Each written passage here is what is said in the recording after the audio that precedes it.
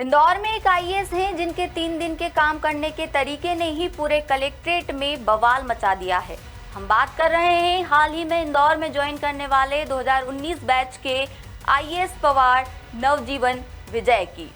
साहब के कारनामे इंदौर कलेक्ट्रेट में सुर्खियां बटोर रहे हैं। एसडीएम से लेकर तहसीलदार तक आईएएस के काम करने के तरीके से खासे नाराज हैं। कुछ अधिकारियों ने तो कलेक्टर शिवम वर्मा से भी आईएएस की शिकायत कर दी है, और शिकायत इसलिए की क्योंकि नए साहब ने 3 दिन में ही सभी विधानसभाओं के सहायक रिटर्निंग अधिकारी यानी 9 के 9 एसडीएम को नोटिस थमा दिया है।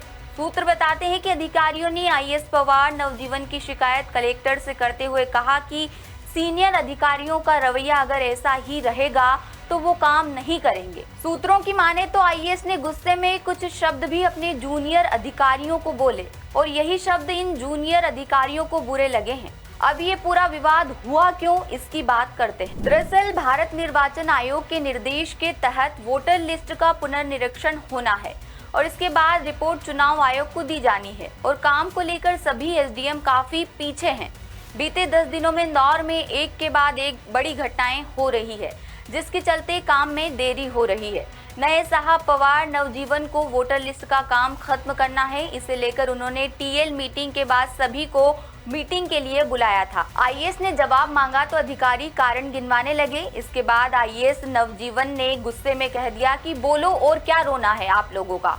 एक एसडीएम देरी से आए तो उनसे कह दिया कि क्या पीले चावल देंगे तो आएंगे मीटिंग में। सुनने में तो यहाँ तक आ रहा है कि आईएएस ने कुछ तहसीलदारों को भी फटकार लगाई है। इसके बाद तहसीलदार भी काफी नाराज हैं। अब आपको बताते हैं कि आईएएस पवार हैं कौन।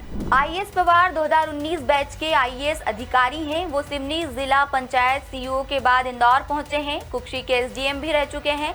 सितंबर 2022 में शराब माफिया के साथ उनकी मुठभेड़ भी हो गई थी।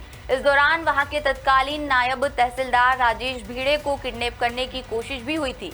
पवार और भिड़े दोनों पर पत्थर फेंके गए थे।